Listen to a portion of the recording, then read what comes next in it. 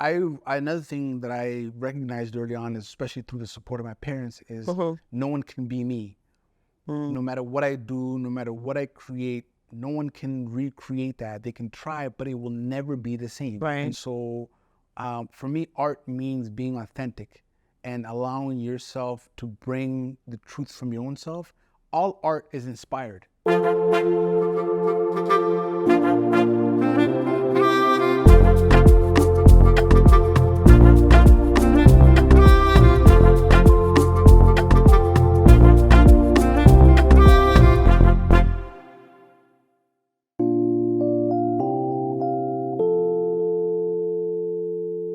Hello, everyone, and welcome to today's episode of Our Lives Narratives.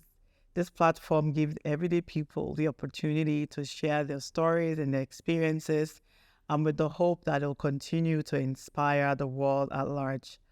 Today, we do have a very powerful guest in our midst.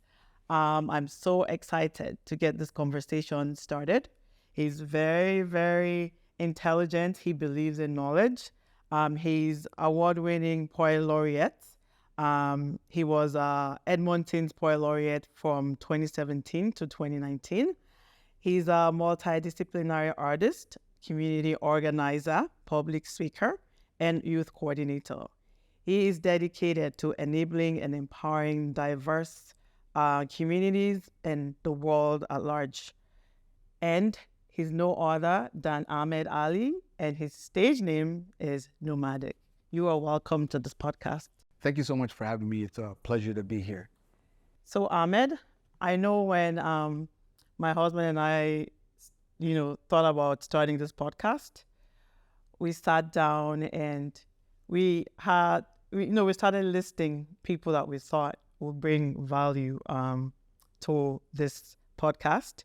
And you were one of them. Thank you. And I'm so honored to have you at this platform today. So I just want to speak to our viewers here about creating healthy and therapeutic network or social network. So I say this because, and I'm thinking, how am I going to get Ahmed? Ahmed is super busy, and I know we haven't met one-on-one in the past. So I'm like, oh, I know what I'm going to do. And the African woman in me, Smart. I reach back to my social network, your beautiful wife, Ashley. And I'm like, oh, I'm just going to reach out to Ashley. Smart. And thank you, Ashley. I know you're listening. Thank you so much for setting this up. And can you imagine if we didn't have, a good relationship back in nursing school? Correct. This probably wouldn't have happened. It would have taken longer to happen, Right. But it would eventually happen. But it actually just expedited that process. It Right. was really good that you use your maternal understanding of connecting with family to be like, hey, if Ahmed's busy, this is the person that I can connect with that he's always in contact with. So Right. it's a very Right. smart move. So thank you, Ashley, and thank you, Ahmed, for Absolute being here. pleasure. I know our viewers are they're gonna have a good time, knowledge. So sit tight and don't leave your seat, because Ahmed is gonna be sharing with us at the end one of his beautiful poems. Okay. All right. So why don't you go ahead and just tell viewers a little bit more about yourself? My name is Ahmed Ali, but I go by Knowmadic. I am a Somali-born Canadian. I was born in Somalia. My family moved well, not necessarily my family moved, but my mom and dad moved to Italy when I was around 1 year of age. And then they made enough money when I reached the age of 4 to bring me and my older brothers to Italy. When we were there, we stayed at a Catholic boarding school for about 4 years. And so the only time I got to see my parents was on the weekends. And then in 1992, we got sponsored by a church/family here in Edmonton, Alberta. And it was the first time that I lived with my parents. And it was also the first time that I attended physical education for the first time in my life. Oh. So it was at 8 years of age when I really became part of society, quote unquote. And then throughout, took me time to learn English. I took extra time to be in English as a second language. It's called English language learning now. Because when I arrived to Canada, all I spoke was Italian. I didn't speak my language. I didn't speak English. And my parents said, when you're at home, you speak Somali. And so I had to relearn my language. And they said, whatever you speak outside is up to you. Yeah. And so they knew I would lose Italian, which I did in the long run. But I invested in learning English because as much as I didn't like being made fun of for not speaking English well, my father would always say the best form of revenge is success. So just keep at it. And so I loved the English language so much that I fell in love with poetry and literature and theater. I think I was around the age of 14 or so. Well, And then my ESL teacher, older white dude named Mr. Burns, God bless him, for investing in me. He said, Ahmed, you're a creative writer. You're amazing at writing. Wow. I don't think it was true at that time, but I must have been, because here I am today. And he taught me people like Maya Angelou and Tupac Shakur. Yeah. Instead of Robert Frost and Margaret Atwood, which are great poets as well. And so then I jumped into that, went to school for comedy, writing, and performance, as funny as it sounds.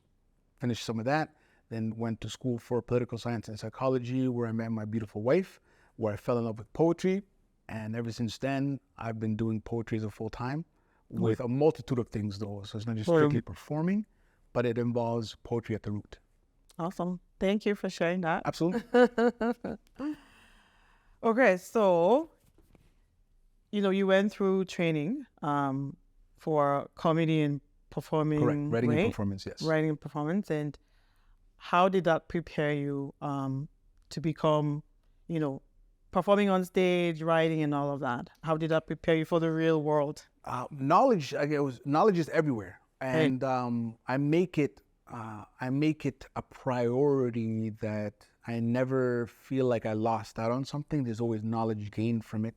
And so before comedy, I was very fortunate that I wasn't doing too well in school, but one of my English teachers recognized my ability to write, I guess. And they said, instead of taking an English class, do you want to take a theater class with a theater group outside of school, and you can write and we'll give you your English credits. Through that company, I wrote a poem about bullying, and then we traveled throughout Kitchener, Ontario to about, I think, 2,000 students performing this play, and I fell in love with it. It was my own writing. And then from there, I told my parents I wanted to do stand-up comedy. They laughed. I was like, I did the right thing already. It's good that you're laughing at this, but obviously they weren't too happy with that at the beginning. But then I went to comedy writing and performance, and it contributes to everything I do. Comedy is natural. My improv teacher said, when you're going up on stage, you're not learning how to be funny, you're learning how to be comfortable, because you're either funny or not. And so what it taught me was how to be natural. And so through all of that, there are lessons, like, an example is, there was a girl named Angela in one of our classes during that comedy school. She didn't want to put any effort in. And so the teacher kept saying, try, make a mistake. And she didn't want to. And so he brought a chair and he said, here, Angela, sit down. And then she sat down. And he's like, get up, Angela. She got up. And he's like, I want you to try to sit down now. And she's like, what do you mean? He's like, exactly. He's like, trying sometimes is a substitute for not doing it. So when you do it, you tried it. It's the difference between, I'll try and actually doing something. So it's applicable through that. And so through the failures that I've achieved, I know that it's not a bad thing. It's a good thing. Another thing they teach me in the improv was the positive and negative roles. No one wants to control you. They want the same thing possibly you do. So if you can give them power, it's perfectly fine. It's almost like an improv. It's yes and. If somebody gives you a scene and says, hey, Annette, you're a shark with a unicorn horn, you don't say no.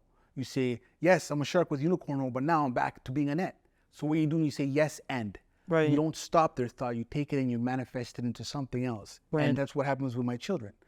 If they have an idea, I don't stop them. I say, okay, that's a good idea, but can we work towards something else? So it's applicable throughout everything that I do. And it's not just about the laughing, but about how to be a better human being. So just looking at both negative and positive experiences, right? Correct. And because that's going to shape us. Absolutely. And if you've tried something before, you failed, you try again, just opens room, for you to try other things. Absolutely. If you feel like you need to try again, and so be it. Absolutely. No, and honestly, again, I am a firm believer of trying to acquire as much knowledge as possible. The more knowledge you've heard this before, the more knowledge you know, the less you know, because there's so much to know. And it's easy for us to assume that we know everything. I think it was Neil deGrasse Tyson.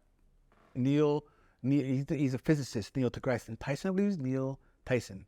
he's a physicist who's famous, and he was saying the most dangerous people are the people who know a little bit and run with it, right? Like just a little bit of knowledge and think they know everything. Right. And so for me, it's always about, I don't know enough, and I'm willing to learn, regardless if it's from a child or from a senior. I'm always coming at life from a student's perspective. That's a great mindset, though, because just talking to you, over the past week or so, Correct. I feel like you know so much, and you're saying, I just know a little bit, and there's room for growth. So I guess with that being said, we should just thirst for knowledge. Absolutely. You're in this particular field. The only way you could grow is by learning. What can I learn next? And then not just gaining knowledge. Sharing it too. Yeah. Absolutely right. And, actually, when you said that, what came to mind, when you share something, for me, it sticks more, right? And you're able to apply it better. So knowledge, sharing, and application of knowledge. And the reason you're right, because that's bad too. Hoarding knowledge, that's a gatekeeper. That's what gatekeepers are. People who have knowledge or have information or have services, but say, you know what, I don't want you to have it too. Yeah. And that's not fair. We are symbiotic creatures. And the analogy I use with the youth a lot is, I say, we are made of the same matter as when the universe was created. There's no point of us chasing stars when we were made of exactly stars. We are stars. And just like the sun, which is a star, you have the gravity to either hold a whole solar system around you. The sun is dangerous, but it still has the energy to give and hold the gravity of a community. Right. Or you can be a black hole that swallows up everything that comes near you. But with a black hole, nobody knows where it exists. Yeah. So be the sun is what I say. You're still dangerous. You're still taking, but you're still providing. And it's important, that give and take relationship. Because the more you take, the more people are hesitant to give. But when you share, it's an equilibrium. It's everything is a relationship. Right. So positivity, share. Absolutely. Don't hold your knowledge back. Absolutely. So now let's get into the Edmonton creative scene. When did that journey start, and how have you evolved over time? So the first time I went up and performed poetry was at an event, and I'm not going to mention a specific place, but my older brother was with me. Okay. And so the reason I even knew about the poetry was because I got back to Edmonton back in 2008. My parents left when I was 16 and they went to Somalia. And so from 16 all the way up, I think about 23, I lived quote unquote by myself. And so I didn't have family. And so they invited me back here. And in Toronto, I was doing stand-up here and there once in a while. And it was a way to express myself. But when I came to Edmonton, I didn't have an artistic avenue. So I honestly started getting depressed. I started becoming more sad. Things I wasn't as humorous as I used to be, or I find the positivities because I wasn't being outward with my creativity. And because humor, I love seeing smiles on people's faces. And because I was around all of the community building, which is the challenging stuff, I just got so into darkness. But then in school, my wife, my girlfriend at the time, said, a friend at the time, said, hey, are you interested in this poetry thing going on? And so I went to an event, and unfortunately it was all white folks. And when I went, before I even went, my older brother's like, they're not going to understand you. Don't go in. And I'm like, you got to chill out. You don't know that yet. And he was right, because I wrote a poem called I Am Africa. And that poem comes from them saying, oh, the African poet is here. But I had never written about Africa.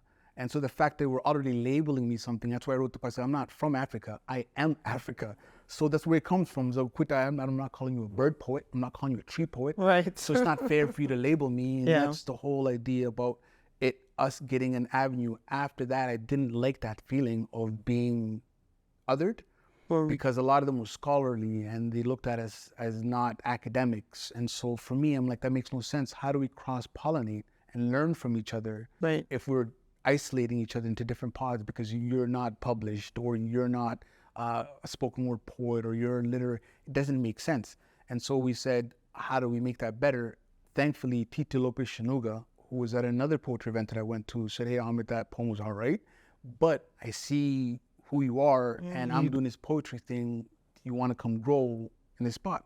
I said, sure. I went there first couple of nights. It was every Tuesday. It was barely anybody coming through. It's a funny story. There was a post office next door.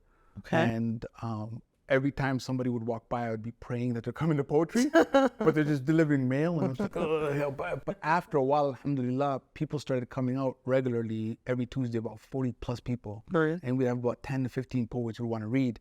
And then we decided we need to make a collective called the Breath and Poetry. And then through that, we formed a collective called the Breath and Poetry. Myself, Bert Richards, who is from Politic Live, Mary Pinkoski, who also became a poet laureate, and then a teacher named Nick, forgot his last name at the moment, but his name is Nick. Yeah. And he's one of the educators as well. And he came in, joined us, and from there it succeeded.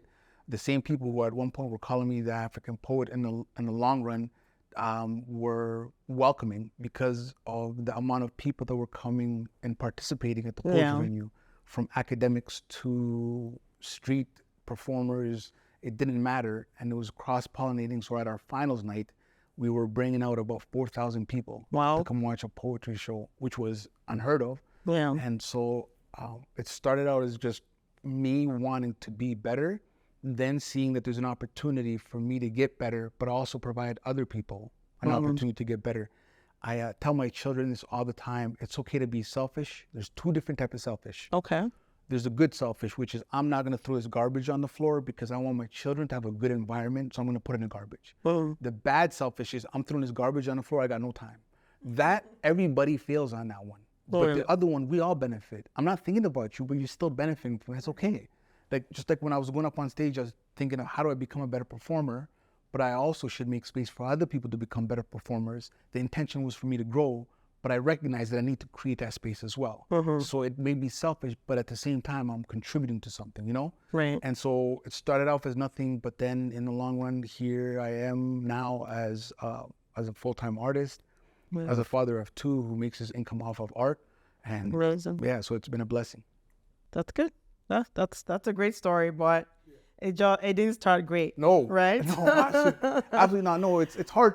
That's the other thing is, people who go through the journey share the good stuff about the journey. That's true. Because one, we want to let you know that it's working well. Right. But at the same time, it's challenging, both from family members who will say you shouldn't do that, you should go into politics, you should go into medicine, you should go into law, because of their feelings of you being secure, and then there's all these other challenges. So it was hard to navigate that, to learn to be a business, because I have my own business that I can write off my business trips. These are the things that are important to know, and so I constantly learn as well. I try to be better than where I am today, and so a lot of that stems from me not wanting to share the negative, is me wanting to say, hey, I have all this good stuff, but you'll never hear the negative because I'm going to give you and spend time to negate the negative stuff. But it's important for people to go through their own journey. Right. So I'm explaining my journey as it sounds easy from Ahmed's perspective. Yeah. But it is challenging. There's a lot of racism. There's a lot of disbelief. There's a lot of doubt within your own self as an artist. Right. But again, faith is another thing that's important. Believing in God and believing in yourself and knowing there's something higher than yourself is very valuable as well. Yeah. So now, speaking on racism and all of that, because you guys started, and my husband then we were dating, we went to one of those shows and I enjoyed it. Correct. Now that brings me to this question. So when you guys started, this was a trend that was just starting back then. Correct. So how do you see, knowing that Edmonton is so diverse, right? Correct. How do you see inclusiveness more so now compared to back then? Because you guys already paved the way. Correct. I'm sure there's a lot that needs to be done. Correct. But now, okay, TT gave you opportunity. Correct. Right? And all of you that came after are still trying to create opportunities for people behind you. Absolutely. So, how has it been since also early 2000s then to now? Like, how do you see things have changed? It has changed for the better. Which is good. Yeah, which is definitely good. There are still challenges. I think one thing that TT and I strived for is to try to make community art.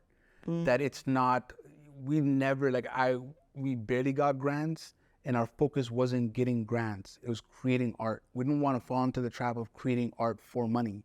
We wanted to create art. And if you got money for that, it was good. And so we never focused on getting paid at the poetry spot. We wanted to make sure people were taken care of when we're inviting artists. Right. So at that fed through other people being acknowledged and starting up. So now there are people who graduated who are professors who teach literature. There are individuals, so the Edmonton Poet Laureate, for example, before the Breath in Poetry, there were 5 poets, I believe, 4 poets, and none of them had nothing to do with spoken word or the Breath in Poetry. Ever since then, we've had 7. Wow. And so that have come from the Breath in Poetry. Right. And so it's a huge significance to say that people who started off Yeah. because everybody's taught, we didn't do anything for anybody other than to say, there's a platform to do whatever you need to do. Right. Which is nice. Yeah, they did it creating for that themselves. So we can Yeah. never say we made, but the truth is, if you create something, people will come. And we did benefit them in that sense, that we created a space to say, we are benefiting, would you like to benefit too? Right. Which is huge though. Yeah, it's right? huge. Otherwise, and so now there are who different knows? things that happen. There are different avenues that people are involved in. They're not all doing poetry, but they're doing stuff related to or involved with or that supports their work. Like some of them are food bloggers, or they may nice. be journalists, or some of them are educators. So it's a wide range. Yeah. That's great. So now talking about arts, because when you guys started, you like, it wasn't about getting grants. It was just this passion and love that we have for arts. Correct. So what does art mean to you, Ahmed? Knowmadic. I am going back to the whole, like we were born stars. Another thing that I recognized early on, especially through the support of my parents, is no one can be me. No matter what I do, no matter what I create, no one can recreate that. They can try, but it will never be the same. Right. And so for me, art means being authentic and allowing yourself to bring the truth from your own self. All art is inspired, right? And I say the rhythm isn't separate. It's one of my rhymes. I say the rhythm isn't separate. It's part of us. It's why the heart beats in the eardrums inside of us. The rhythm exists. We're just tapping into it. Do you know what I'm saying? And so it's that mentality of being present and recognizing that it's beyond something, that it's not only tangibly mine, but something that you can create collectively. If that makes sense? Yeah. Sorry, I lost my train of thought there completely. That's okay. All right. Okay, so you meant talking about parents. Correct. We know, like, you can't really equate art, financially somehow. When you say you're gonna be a doctor, okay, correct, I'm gonna make money. But when it comes to arts, we don't really see that. True. Right? So when you decided this is what I wanted to do, like, wow, what was the kind of response from your parents? And as they see you evolve over the years, how has that changed their mindset? I remember the question you asked me, which fits perfectly into this, is what does art mean to me? Right. Existing. That's the thing is, if I worked at a 9-to-5, I'm supporting somebody else's existence, which is okay to a certain degree because we all got to fit into certain roles. But what am I doing for me as an individual? So art for me meant expressing my truth and my perspective. One thing I value about this podcast is everybody's a story, but not everybody's a storyteller. Right. You're providing them an opportunity to share their stories. What happens is when we hear other people's story is we relate. We go, oh yeah, something similar. And then through that, we can get a stepping stone or the steps to start something or the courage or the motivation. And so for me, art is being truthful to who I am. And what's beautiful about that is when you believe in yourself, people start to believe in you too. So when I first started out, my parents didn't believe in me because they didn't believe in themselves. They didn't want me to become a lawyer, or they wanted me to become a lawyer, but they didn't want me to become an artist because they didn't see money in that. Right. And for them who worked hard, who struggled, who had to see their children live in a Catholic boarding school, how dare I try to make light of something and go into art when they worked hard to be here? But in that same vein, why did you work hard for me to be here if I can't do this? Right. So it's recognizing that from them it's coming from love, and that I need to look at it from love, but I need to refine it for them to say, hey, you're showing me love, but that's not the type of love I'm looking for right now. I appreciate it. And one thing my parents taught us is to challenge.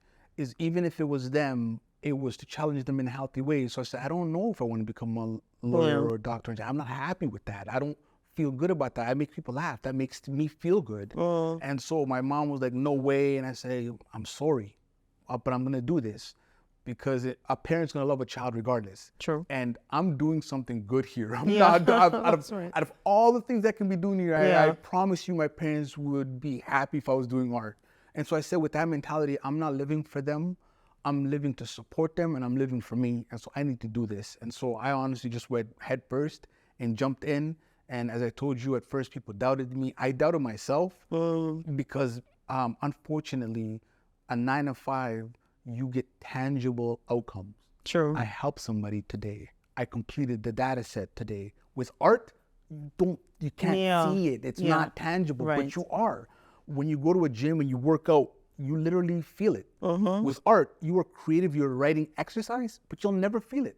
But it's happening. And so that's the challenge with art is something that's not tangible. You can show your parents, be like, look what I did. Yeah. It's not, I got $5,000. It's like, my poem is published here. To them, it's like, what does that mean though, right? They don't see the value in that. And so I just kept persevering. And I mentioned a story earlier. I told my mom that I was doing poetry, and I got invited to a Mother's Day event where they said, you can bring your mom and invite her too. Right. So I did. And I didn't anticipate my mom to know the poem, but I shared the poem. And then the mother started to cry. Then my mom cried. That was the first time my mom ever felt my poetry. And it wasn't through me. It was through other people. Because I told her about my poetry before. And she's like, cool, whatever. Yeah. But this was the first time. And so then my mom inadvertently valued me, but would never be upfront. She'd ask me, how's poetry going? But it was never like, oh, I'm so proud of you. You know, you're doing great for poetry. You say I doubted you, but you're actually doing it, Ahmed. It's not that. It's like, oh, how's poetry? Good, good. Like, that's how African parents show. And again, it's a very raw type of love. They don't refine it, which is understandable. And so one time I got invited to Fort McMurray to perform poetry, and I hid that from my mom. And I said, Mom, I'm going to Fort McMurray for work. And she got scared. She said, what happened to poetry? Like, are you still? Is everything okay? And I said, it's for poetry. She goes, Alhamdulillah. Oh, there you go. And so it made me laugh because I did it purposefully to see what my mom would say. Right. But to see that she valued my poetry felt good. But unfortunately, I wish my mom would say, I'm proud of you. And what you're doing is different. And we never thought this could be done. Right. And you're making income after it. And I'm proud of you, but I know they are, you know? Yeah, But deep down. But to parents who have children who are doing, let them know you're proud of them. Nice. Love sometimes means spending 2 minutes with them and saying, wow, this is cool. How did you make this? That in of itself is support. And add to that advice to parents how they can be supportive of their, children's dream and passion. And even like older adults, like speak to them. What advice do you have for them? So, I recognize that everything is situational. I can't say, follow your dreams, go and chase it. It's situational. Right. There are challenges. There are things you have to consider. There are risks you have to take. And one thing is, I'm speaking it from my perspective as someone who came here. For parents whose children were born here, that risk is minimal. True. Involve them into extracurricular activities now. Right. Get them in dance, get them in sports, get them in theater, get them in all of these things, because in the long run, they are beneficial for other things. If you're in theater, you become a better public speaker, you become a better communicator, you become team building. Right. If you're writing music, you learn how to read music, you learn how different notes are, you learn different instruments. You learn that music is no different than your throat. Your throat is an instrument of itself. You learn that when you speak, you are making music to a certain degree. Right. Right? Music is vibration. When you speak, it's vibration. So there's knowledge in everything. So I would tell the parents is support your child to a safe distance, meaning, of course, you can't just be like, go to Hollywood right now. You can make it. Right. But start them in things that they want to do so that they're ready for it when the time comes. So introduce them early on. And arts are important. Yeah, and you started and now you're using what you learned in the past. You bring in all of that knowledge and experience forward. Absolutely. So you could be doing dance, but in the future, you could totally apply Absolutely. that experience to something. I went to completely comedy. different, Like I went to right? school, comedy writing and performance. So, That's not my job anymore. Right. I'm not going up on stage to make jokes, Yeah. but that's still relevant to what I'm Right. doing right now. You know? Right. Yeah. So essentially telling parents not having to risk everything, but at the same time setting up their children for the opportunity to be successful in the future. It's not about saying you can make it in Hollywood right now. It's about saying you can make anything you want possible by putting the time into it now, because it's always about time that makes us better individuals. So parents understand art is important regardless, so get them involved, because this helps them build relationships, a purpose, and understanding, because creativity is unique to the person who creates, and that's what brings us value and gives us identity. So it's important to be involved in arts. Awesome. So going back to, you mentioned that you didn't have much growing up, Correct. but your parents instilled into you some of those values, like spending time with you, Correct. and all of that, right? So how was that? Oh, Tell us more about, so there's I always one thing I'm grateful about my parents is I might not have been involved, because I remember I had some of my poems online. Like I wore the same pair of shoes throughout high school. Like people used to make fun of me because I had the same pair of khakis. But when it comes to their compassion, their empathy, their faith, it has carried me. We are our success is an amalgamation of all of the opportunities we've gotten. And our parents are our number one opportunity providers. That's right. And so the way that my parents helped me look at the world made it easier for me to navigate, because the racism exists, distrust exists, but if I don't look at it as a negative trait within myself and as a thing that exists around me, I can maneuver around it. And so my parents would always say, you don't control the world, you control how you interact with it. Right. Your power is in what you do after something happens.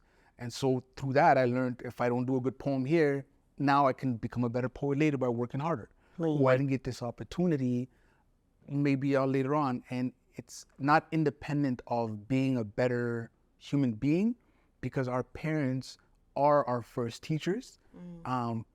This is a story. When I got nominated for Poet Laureate, there's a few interviews that happen.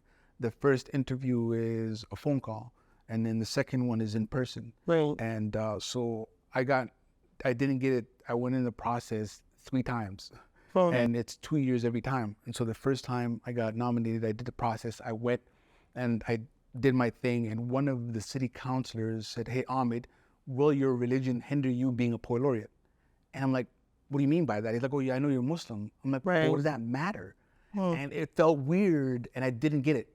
And I went to my mom, and I'm like, "Mom, these people are racist, and like, look what's going on." And my mom's like, "But what are you doing about it?" And I'm like, "Yeah, I know, but Mr. Ahmed, you want to hurt right now. If you want to hurt, okay, but what are you doing about it?" And I'm like, "That's a very good point. I'm not doing anything about it." She's like, "Well, you can't complain about it if you're not doing anything about it," which is a very valuable lesson. I'm like, "You're right." And so I was on the Arts Council. I was the chair of the equity committee. So I went up to them. I said, "Hey, this doesn't work right now."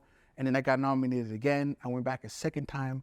And then this time they said, "Sorry, you didn't get it because we're looking for a traditional poet." And I said, "Traditional? Whose tradition? Are you talking about a Somali tradition?" Right. What they meant was a literary poet, because a lot of the folks that were there were academics, and I didn't get it. When I didn't get it, I was like, whatever. I went to celebrate the person who did get it. That comes through my parents recognizing that that person has nothing to do with the process. So I went and celebrated that person. The person, one of the jury members, comes up to me. He goes, "What are you doing here, Ahmed?"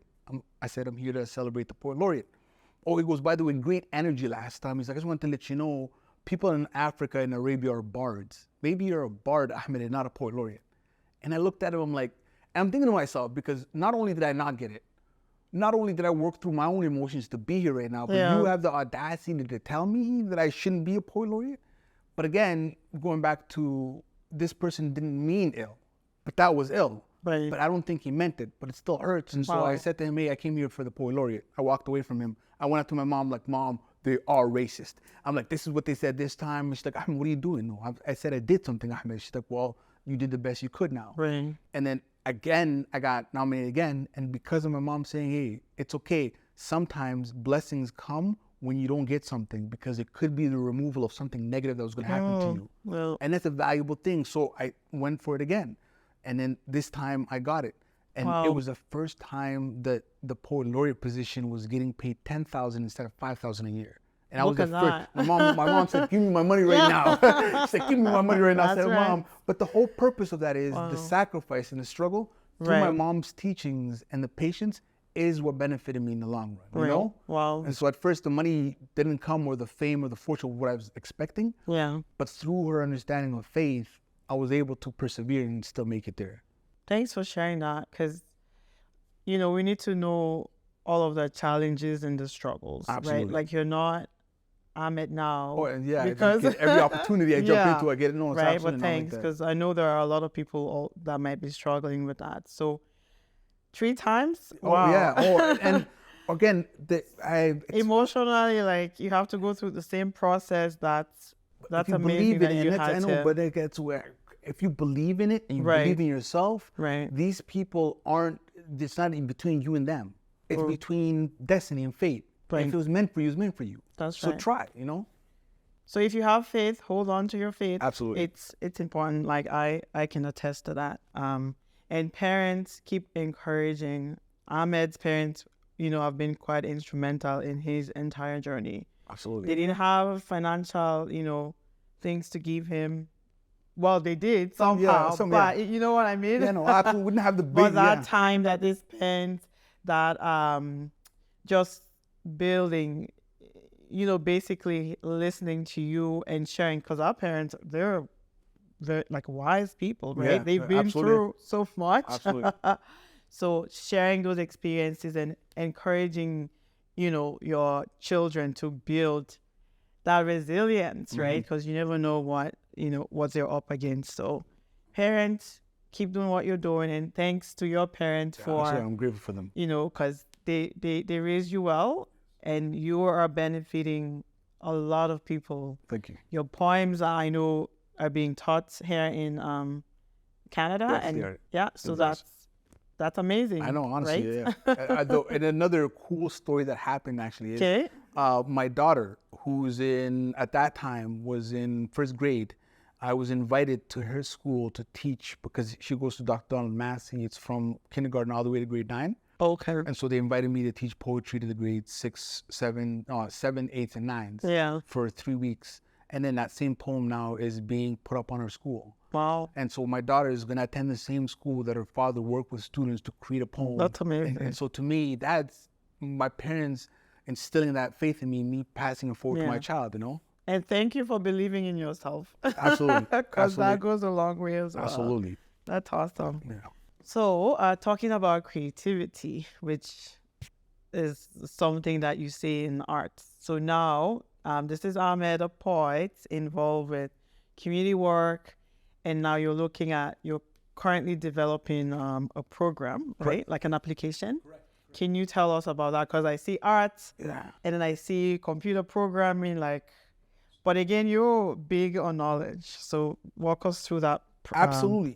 That experience and process. It's not separate from each other. Okay. So I'm working on an application called Wordsworth. Okay. It's a creative writing application. It's meant for people who are creative writing for educational institutions or for research. And so it's a multitude of things. The idea behind it is language is intertwined.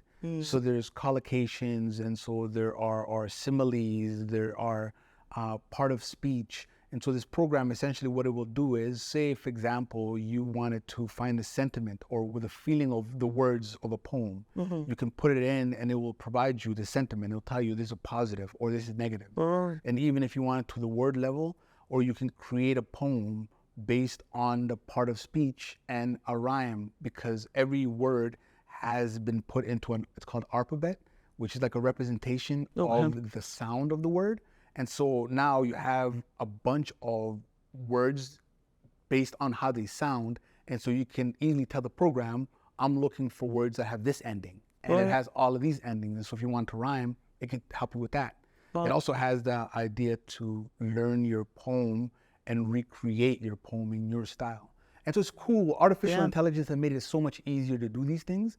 I am by no means grew up programming, but now I'm learning to program because it's a lot easier learning from this artificial intelligence. Right. And through that, I'm able to create applications. I'm able to do things that I wanted to do, but I could never. Right. Now I have somebody that could do it directly beside me. And so it's been awesome learning, but it's for creativity again. Yeah. It's an extension of art, right? It's programming. Yeah. But nothing's ever isolated. They're all intertwined, going back to human nature and us being symbiotic. And so I don't always look at that knowledge versus this knowledge. Yeah. How do I make this knowledge better by using that knowledge? Right. Because it's all applicable, you know? Yeah. And a lot of artists are gonna benefit from. Absolutely. I hope. I benefit. And a lot of educational institutions, well, because my idea is there's a lot of visual. The Somali language is very visual. I don't know if it's the same thing in you just speak French, correct? No, English. You speak and English? Creole and a lot of other. And so in the Somali language, it's very metaphorical. If you say, run really fast, you say, agahada wahkadai, which means look to your feet for something. So it's a metaphor. When you say we divorced, we say wa isfurne, which means we opened up. Oh, okay. And so it's visual. And so with this program, similar to that, learning the word night, if you see it, is a lot easier than night and night, like as a night from a kingdom versus a night at nighttime. Right. And so learning it is easier. So trying to find and make it easier for people to learn as well, because the way we learn now is visually, and we're intaking 10 seconds of information through reels and through all of these things. Yeah. How do I get through to students to learn? Because they're not learning the traditional way. Right. Yeah. That's amazing. And I feel like it's going to be beneficial to, Absolutely. a lot of artists. So you are also a youth, community youth worker. Correct. And you are quite involved with youth in the city. What kind of activities have you been involved with, events that are going on in Edmonton? So I've been doing youth work for a while. I was part of the city of Edmonton. It's called Rising Youth.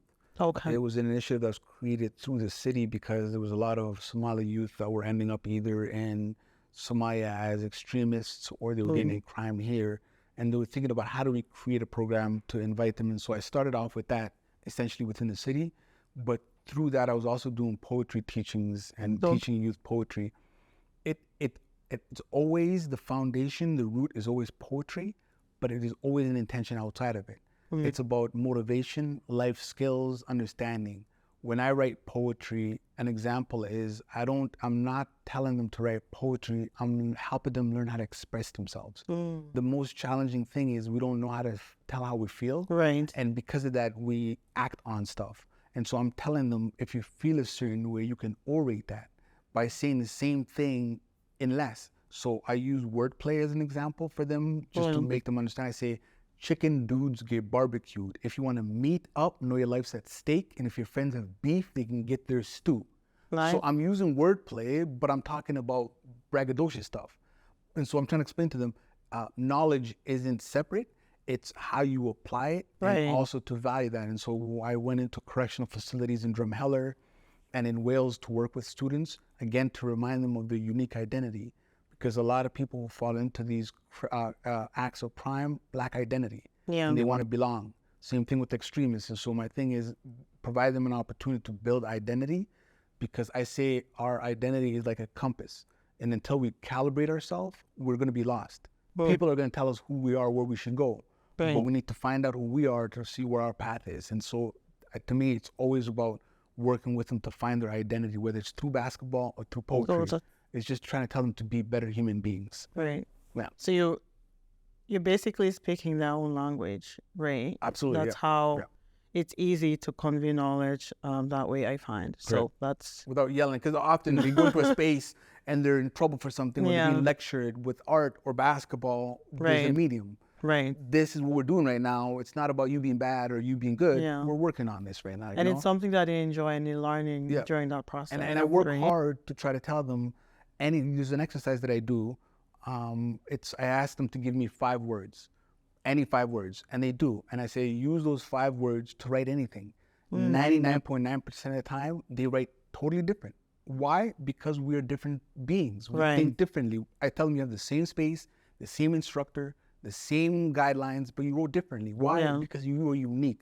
I want to instill that in them. Right. To not follow others, to be themselves. Because if you do that, then it's less likely people will commit violent crimes against diverse communities. And when I do speak about diversity, equity, inclusion, when I go into these places for youth and adults, I don't ever approach it as a black or white thing. I approach it as an experience thing.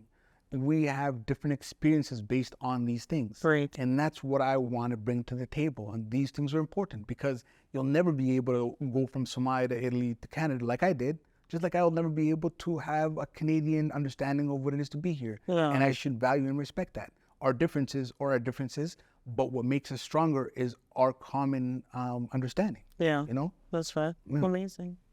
Are there specific youth program that our viewers in Edmonton can benefit from? There's quite a few. I'd have to Okay. nothing off the top of my head, Okay. but I'm working on a mentorship program. Okay. And so parents, if they're interested in getting their children involved, look out for that. It's basically about becoming a better human being, but through poetry, through community work and stuff like that. And it could be as committed as meeting with me a specific time to as simple as having conversations and asking me a question. Okay. If they just need a question to, if I'm looking for an art grant or whatever, where do I get it? Right. Here. So how can people, like, through website or email, like? Anywhere you find me on social media. Okay. But the best place to reach me is via email, and Okay. then hopefully it gets to my phone, which is ahmed@ahmedali.ca. Okay. I'll pass that along to you. But that's the best way to reach me in all honesty. And again, I'm here to support. Thank. That's what I'm here to do. So reach out, parents, whoever needs any type of guidance. I acquire knowledge on a regular, and my thing is distributing knowledge. Awesome. Yeah. Thank you for not keeping all that knowledge to yourself. Yeah, or I think we're talking about the name Knowmadic. Yes, that was Actually, my. it's Wow, perfect. you read my mind. Yeah, no, actually, it's a perfect segue because the whole idea behind Knowmadic is my father was an actual nomad. He was the first person to leave the village, countryside, to go to the city in his family. And it's because of the droughts that were happening and more livestock were happening. In Canada, I can't be a nomad running around with animals. Right. So, but now I'm herding words and harvesting emotions. Wow. So now I'm traveling and making a living off of words that are heard. So that's where the idea behind Knowmadic comes from. It's knowledge-based nomad. So I'm acquiring knowledge, but I'm also sharing that knowledge. And it's not with me. I'm a nomad. I'm sharing it. I'm taking it with me. I am never carrying knowledge and saying, this is my knowledge. I'm taking somewhere. I learn knowledge. I move. It's always about passing it along. Yeah. Well, thank you. Absolutely. We're benefiting from that Absolutely. today. And again, and our viewers, of course. I've benefited from other folks. So I'm thankful for you being grateful for that. But again, I am an accumulation of people who supported me, and it's that continuity. It's important. Right. I like you see, he's so humble. No, I appreciate it. Appreciate it. All right. So let's come to a different side of Ahmed. But I'm not surprised when I learned that you were, getting into politics, because I knew there was a reason for that. Looking at all what you've been doing in the city, I know what I know was you were trying to get into that space to be a voice. Correct. And make a change. Correct. So tell us about that experience, getting into politics, what you learned, and how can you encourage the immigrant demographics to show up Absolutely. At those areas, in those places. So as an artist, I was always around political spaces because you get invited to events to perform, or you get invited to rallies to perform. Right. So you're always around politics. I'm in education. There's a lack of funding sometimes. That comes from politics. Sure. I'm an artist. Artists aren't getting funded enough. That comes from politics. So I recognize there's so much of my life tied to politics that I need to be present, because one of the elders in the community said something that is true. They said you're either at the table or you're on the menu. And our communities are always on the menu. We're never the ones at the table getting to decide or supporting or contributing to that understanding. Right. It always feels like welfare, like they're giving it to us because we're the diverse communities. And I never liked initiatives that do something because they're diverse communities. You're supposed to be creating it to make it accessible for everybody. Right. The moment you say diversity and inclusion, other folks might be like, what about us? Yeah. So the idea isn't to say, is to remind folks that some people don't have the same leg up and provide them an opportunity as well. Because it's not about you versus them, it's about making it an equal thing. because often one of the challenges I had going to door was that I was Black, and people didn't want to hear politics. They wanted to hear everything else about my life and not politics. So you go to them and they say, hey, what do you think about Black Lives Matter? And you're like, listen, I got 2 minutes, and it's not even a Canadian thing necessarily, but I'm here for your garbage removal. I'm here to say better transit. That's what I'm here for. But they go, oh, but what about, then you have to explain to them, Black Lives Matter started off as, hey, somebody needing help.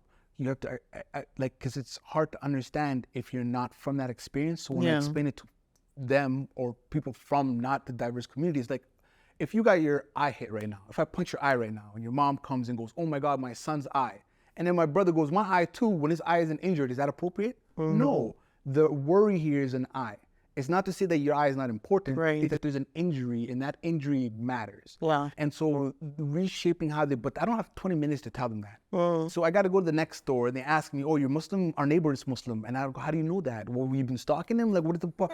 Why do I need to know that? You go to a Somali house, and they go, oh, Ahmed, I heard you want to support the LGBT community. Like, how do you find that out? You go to the Lebanese community, they're like, oh, I wish it was my own people running. And you go, but I'm running now. Right. And so by the end of the campaign door knocking, I was extinguished. I'm an artist, and I like to believe that I'm an empath. I care what people think.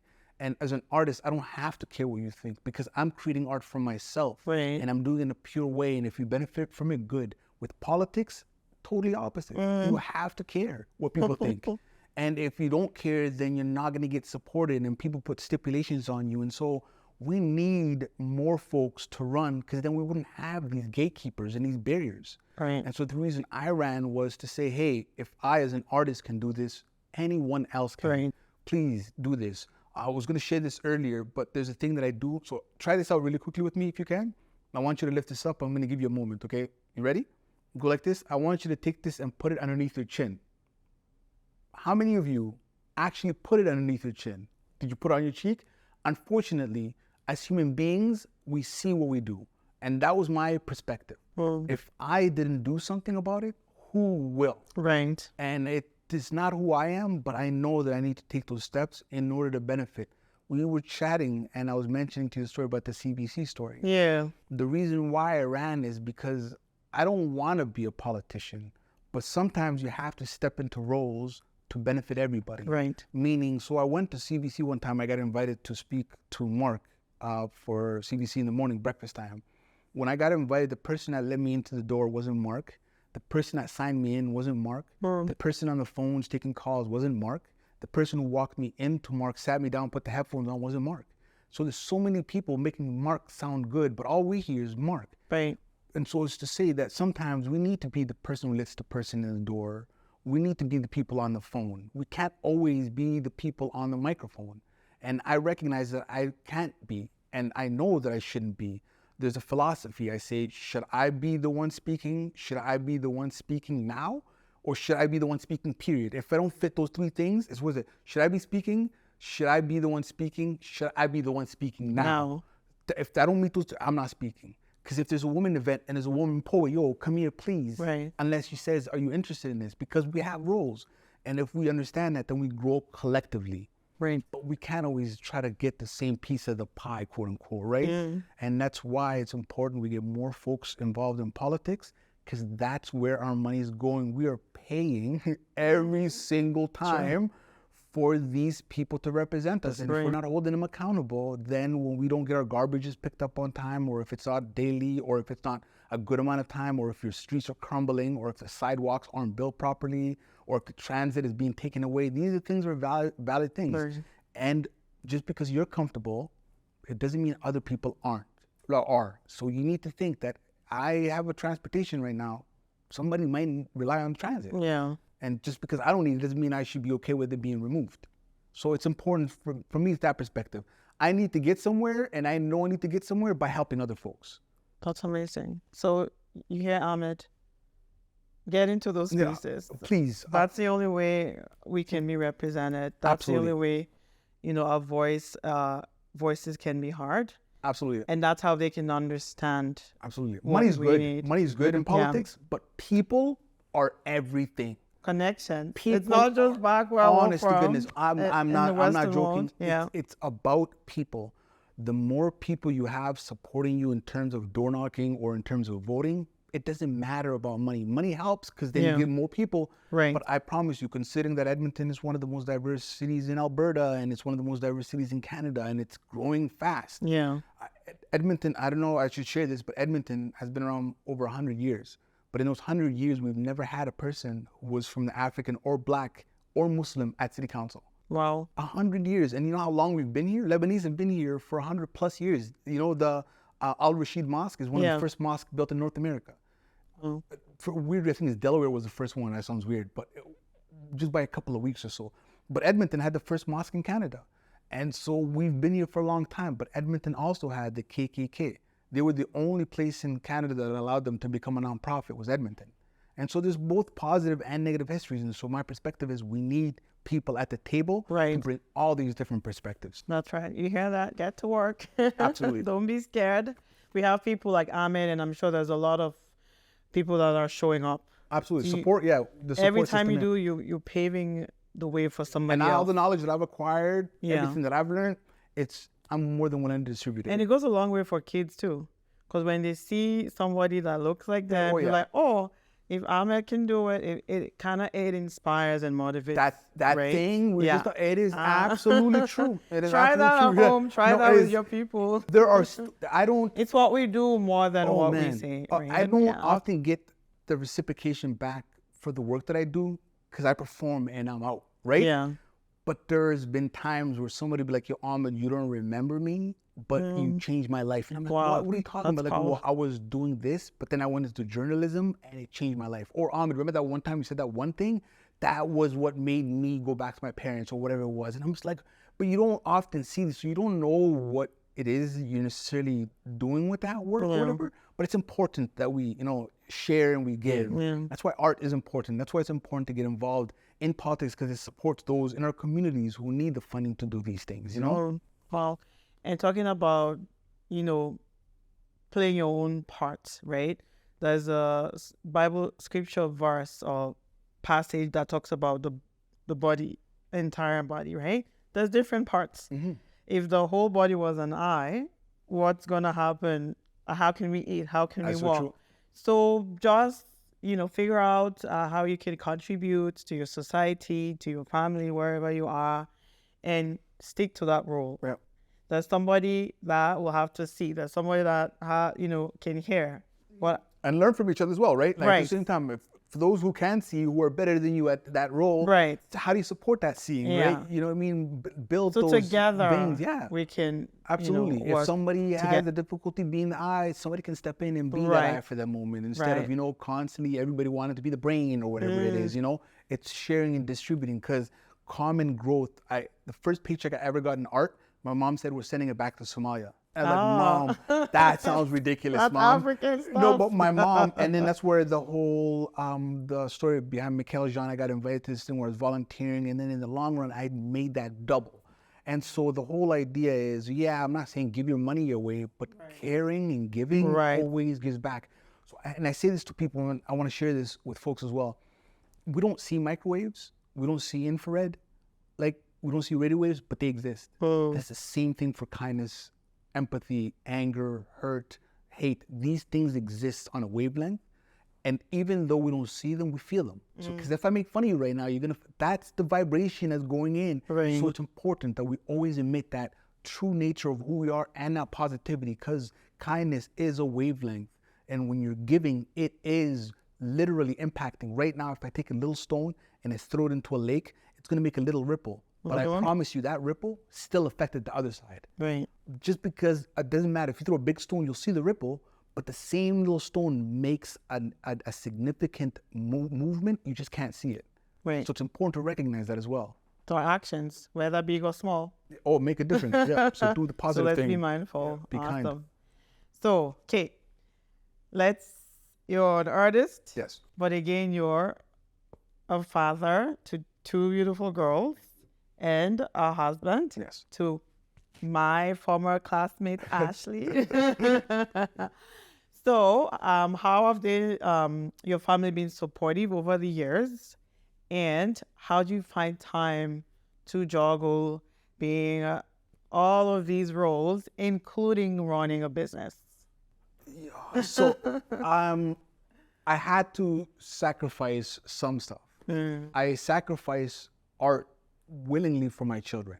So there's an analogy that I use, and it leads a lot to understanding where I am in life. So when I first started out as an artist, I was almost like a lion cub. I was using any opportunity to be a better poet. I was jumping on flowers to learn how to pounce on butterflies. But then eventually I became good at what I was doing, and I became so good at what I was doing that my pride was getting me more opportunity. And it wasn't me doing the work anymore. It was the work of me, people knowing that I did. So that work carried me through the time that I was investing in my children. Right. And so I had to remind myself though that momentum will disappear. So I need to keep that momentum going, because honestly, it's like Google search. If you think of a poet, you're going to think of the first person that you've heard or you've seen in a while. Right. So how do I maintain that same level of consistency without jeopardizing myself, which is you need to post now, you need to let people see you. No, it's do community stuff. That's where volunteering really helps out, is because people still see me, but in a giving perspective. They don't see me talking on a stage perspective. So when they see me on a stage, that's the same Ahmed, and doesn't differentiate those two type of things. But it's hard being a father and an artist, because so if you work in a job, even harder. I am, quote unquote, to a certain degree, the stay-at-home father, because Ashley's a registered nurse, so she's working long hours. So I am the main caretaker to a certain degree, and so I've raised my children, and I don't want to do anything half.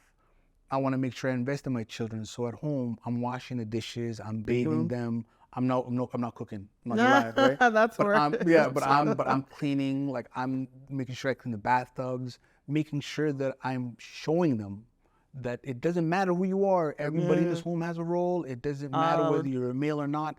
And another thing that I do with my children is every time I give them a bath and I'm about to wash, I say, may I wash your chest? May I wash your back? What I'm teaching them is that's their privilege, that if anybody touches them any way than that, they should know right away it's not okay. Right. And so I get to do that as a parent. And so it is hard to be an artist when you're spending your time answering every single question from that two age. very inquisitive children. Yeah. And so at nighttime, I would invest a little bit of time to do my creativity. And thankfully, art for me wasn't a way to make money. It was a way to heal my mind and to express myself. And so they always give me artillery to write. They always give me things to write about. And so I continue to write poetry, but people might not see that poetry. And so as long as I'm being creative, I'm still Ahmed. And I'm not worried about opportunities I might get or not, but I recognize that as a business, I need to support my family. And so through the business, I do reach out to organizations and provide different incentives. And so I'm a poet, but I go to teacher conferences in British Columbia, where I do a keynote for a teachers conference, and then I go to schools and teach schools and stuff.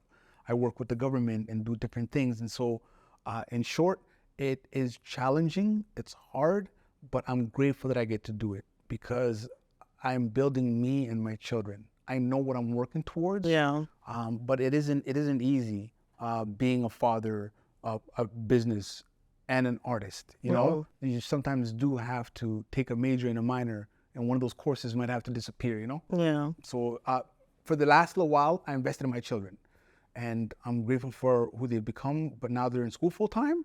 Especially next year, my second daughter is going to school full time. Nice. So I reclaim my mornings, which is fantastic. And so good. now I get to fully invest into my art. I've been working on the application. I have a couple of books that I haven't published that I just need to publish. I have a couple of spoken word albums that I've been working on, a couple of music tracks that I've been working on. So I've been working. I need to put it out now. So it's like, it's a journey, right? Yes. And then you just have to kind of prioritize, but at the same time not compromise your loved ones and absolutely that's what I hear from that. And Ashley, the reason, because I mentioned this, folks, is a cool story as well. The first time I went to poetry was because of Ashley. She said, "Oh, you should go check out that poetry spot," which was my brother's like whatever. And then the second time I met Titi, and ever since then here we are. When Ashley was pregnant, as a joke, I went on Instagram, I said, "Oh yeah, we're publishing a poem that God's going to produce in 9 months. Yeah. And then my daughter was born on April 1st, which is the poetry month.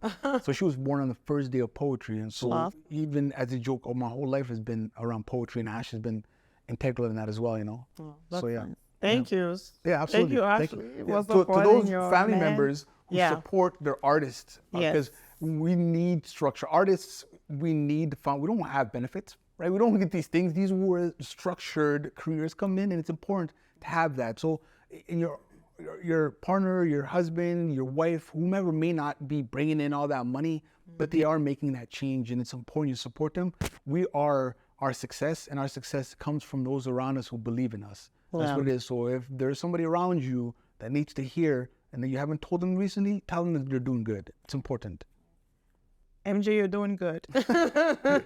And I know what that means, supporting you, because my husband is an artist as well, and I just see that satisfaction and joy when he's creating. Like he's Absolutely. in a better mood. He's a good man, but it gets you into that space where It's you want to you, give you know more, what I you mean? want to, You know, because, and it says magic, like, honest to goodness, think about how beautiful it is that you are able to conjure something out of thin air, and when you either play it or you say it, it moves somebody in a certain way. We all have had music that made us cry or has made us smile. Right.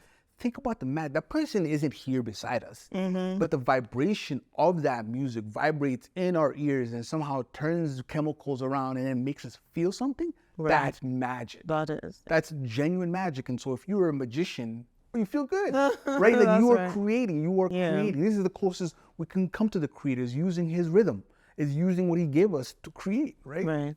Amazing. Yeah. Okay. So Ahmed, looking back in your life and all that you've shared with us today, Correct. what one word comes to your mind? Perspective. Awesome. Perspective. And why is that? Going back to what I was saying earlier, no one is against us. Everyone is for themselves. When you look at the world as like a not me versus the world, but more of a me in a world that's looking for, because we all want something. Right. And my idea as an artist is that I've learned that I'm not always going to get every opportunity, and I don't deserve every opportunity, and that's okay. I might get some opportunities that I don't think I deserve, but I do deserve it, because God wouldn't have given it to me if it wasn't meant for that.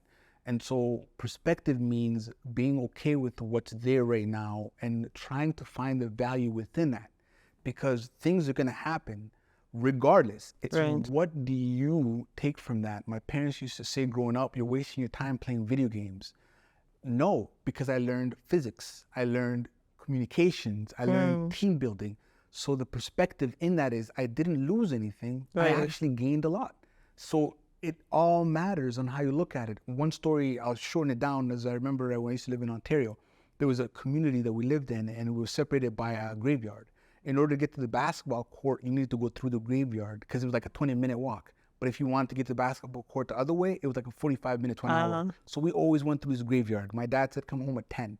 I went through his graveyard on the way there. On the way back, I waited too late because I thought it was going to be open. I got there around like 9:50-ish. It was closed. So now I'm like, what do I need to do? So I'm like, I know if I go this way, it's going to be forever. So I thought maybe if I jump some homes, it took me an hour and a half to get home.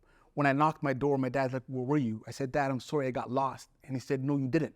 And then he closed the door on me. I thought, what are you talking about? And then I knocked again, and he said, where were you? And I said, I'm sorry, Dad, I got lost. He said, no, you didn't, Ahmed. And I got angry because I'm like, how do you know? And he said, Ahmed, I want you to look at this from a different perspective. He said, you found a new route to either never take again or a shortcut for a different destination. You gained some valuable knowledge today. He's like, you're afraid that I might be mad that you're late. He's like, you're perfect, don't do that. He's like, look at the perspective of how you gain something. He's like, I value that more than anything. So perspective is important. Amazing. Thank you. Thank You're you welcome. for sharing that.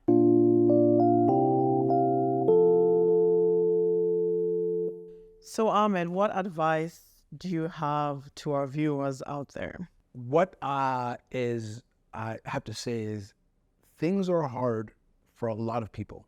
And often I see people in diverse community and artists who feel like the world is challenging them specifically. Whenever you take things personally, it does become personal. However, all of us are going through challenges.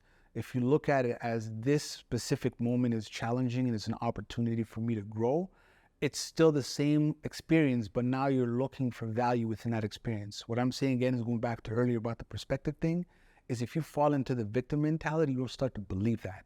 And that's the truth that will happen. But when you constantly try to be that better and look at the world from like, it's not against me, it's not me against the world, but I'm part of this world and it's navigating and I need to learn, almost like a river. A river is going to flow. You can either create electricity from it or you can get trampled by it, but it's still a river. And so the point is, don't look at it as like a negative thing. Look at it, how do I grow from this? And if it was a negative experience, move on from it, right? It just don't stay on that moment. Going back to my situation with the poor lawyer position. Yeah. I could have been like, oh, I'm black, they don't want me. But my mom's thankful teaching, like, just continue to persevere. Awesome. You have to take calculated risks. It's important to take risks. If you're not challenging yourself, you're not growing. Comfort is stagnation. The moment you get comfortable as an artist or as a parent, then you're not growing anymore. You need to be uncomfortable in a good way. An example is that I ran for politics. I was extremely uncomfortable, but it was a good type of uncomfortable where I learned to ask. Before that, I didn't know how to ask people for stuff. But politics, you have to ask for money, you have to ask for support, and you need to ask them. And so it's knowing and benefiting from that perspective, in all honesty. Again, going back to that perspective mentality thing, it's always about finding the nurturing and the good from that situation. The idea behind survival versus thriving. So in the Edmonton Arts Council, when I was sitting there, they asked to bring more diverse people to apply for grants. And I said, the challenge is, if they're not already here, you can't bring them here. You have to go to these communities. The reason why is a lot of people are in survival mode. We're just looking for rent. We're looking to eat. Thriving means you're going to art shows. Thriving means you're creating art. Thriving means you're traveling. A lot of our parents are stuck in survival mode. And the thing with survival mode is it leads to being hard and getting success, but it doesn't lead to nurture and growth from a communal perspective. It's a very isolating type of thing, and it's important to get that different understanding, you know? The best actors are those who know how to manage the stage, who know how the lights work, who know how the tech and the sound folks work, because you value and you respect them. Not because of who they are, but because you know what it takes to do that job. Experience is the most valuable thing on this planet. If you wanted to listen to Spotify or iTunes right now, you couldn't do it without the software. How do you understand what it is to be the sound guy if you've never experienced it, right? And that's what's important. You gain that understanding. A lot of times, folks, when I explain to them about diversity and inclusion, and if they're not from the communities, this is the analogy I use. I say, have you ever bought shoes, cars, or clothes? Before you bought it, you never saw it anywhere, but the moment you buy it, you see it everywhere. That's called lived experience. It always existed, but the moment it became part of your life, did you notice it?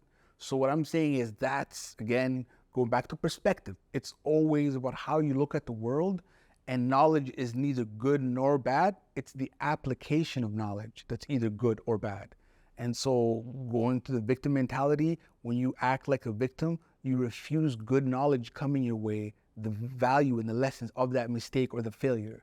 If you're thinking constantly about stuck on survival, and if you're thinking about, oh, you should become a lawyer and not an artist, then you're not allowing them to flourish. We, as Africans and as diverse folks, are known because of our culture, and that comes from art. If you look at all of the world's 7 amazing monuments, that's art. We look about culture, that's art. When we look back at history, that's art.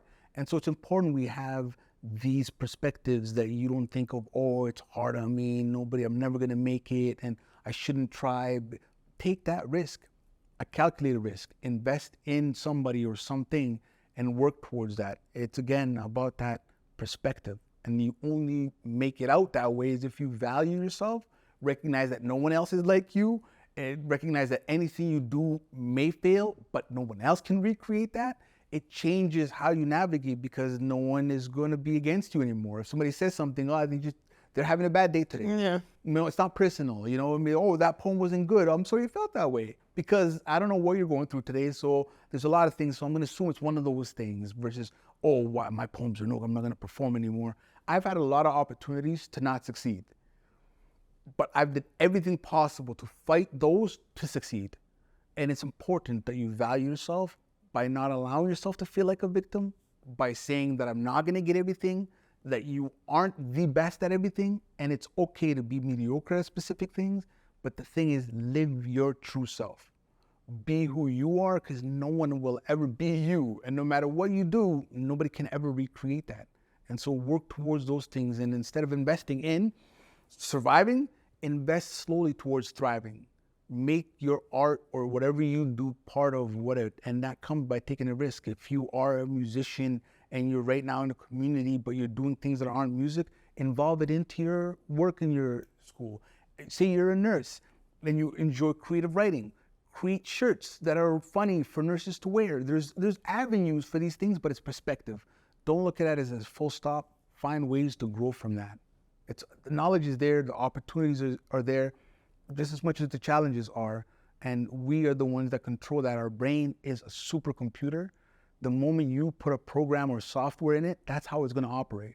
So if you think about the world in a positive way, it's going to happen. There have been times where I'm like, man, I want to go to New York. And then, I know it sounds weird, but it also happens from the work that I've done. But I say, I want to go to New York, and then out of nowhere, I get invited to perform on Martin Luther King Day in New York. And I'm like, well, what? But again, it comes from the work that I did, going back to the Lion thing, but at the same time, wanting that and believing that I deserve that, And so again, it happens by our parents valuing us. So invest in children. The reason why I talk about politics is because politics affects our future. And an indigenous elder said it best: we don't inherit the land, we borrow it from our grandchildren. We have a responsibility to keep this land as good as it is right now for our grandchildren. And right now, all the people that are elected are old people. And no offense, we need wise old people, but they are not thinking about the future generations. They're thinking about right now, and right now isn't going to create a better garden, because all you're doing is harvesting instead of planting seeds. We need to plant seeds. The future is the change, and our children are that, and that's what we need to invest in them. Amazing. Yeah. Thank you. You heard him take notes, and it's not just acquiring knowledge, it's applying knowledge and sharing that knowledge. So thank you, Ahmed, Absolutely. for sharing that. Thank you for having me. So do you have any poem that you want to share with us today? Yes, I talked about my my mother poem. Okay. So yes, I would. There is a poem that I would like to share with you. It's the poem that I wrote for my mother. I haven't performed this in a while, so you'll have to forgive me. But this is the poem I wrote for my mom that I shared with her in our Mother's Day event. And it goes like this. It goes, dear mother, like a crooked judge, these lips won't do justice to the sentences I'm about to speak. But I stand before you today to testify that I'd never question your judgments, and I thank you for giving me life. 39 years of age, and I can't even begin to fathom nor explain the feelings of pain you must have endured when you birthed me. But considering we were connected, I can only assume that's the reason I cried. And I apologize I can't give back those hours that can easily be summed up into days that you spent changing your clothes because we couldn't afford diapers. And it's not even including the 5 times a day you metamorphosis into prayer dress, leaving glitters of content with each step, catching flight before you gracefully set your feet to lay your humility before God, and then back into mother before my reasoning can even distinguish between a fantasy or reality. And my mind tried hard to catch the transition between a mother and a wife from an early age, and I still can in my old age with hair receding like old times, but you're the one that said the gift wrap doesn't make the present, right, Mom? And that the present is God's gift to a few. Well, if that's the case, Mom, God's greatest gift is you. And it's astonishing how material wish lists aren't on your hit list, and these daily chores didn't diminish your commitment. But I worry that I've strained you of all your patience, left you dry like the months following my birth, made you carry burdens on your shoulders heavier than the mountains of chores you took on daily.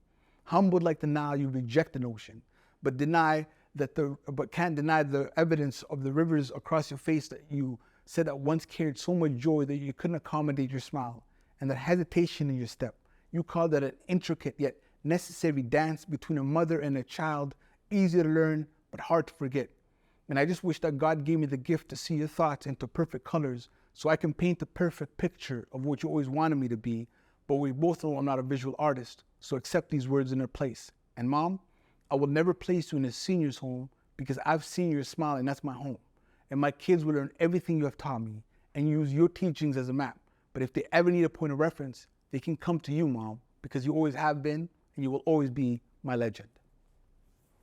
Oh, thank you. That's powerful. Thank you for sharing that. And we dedicate this to all of our mothers out there.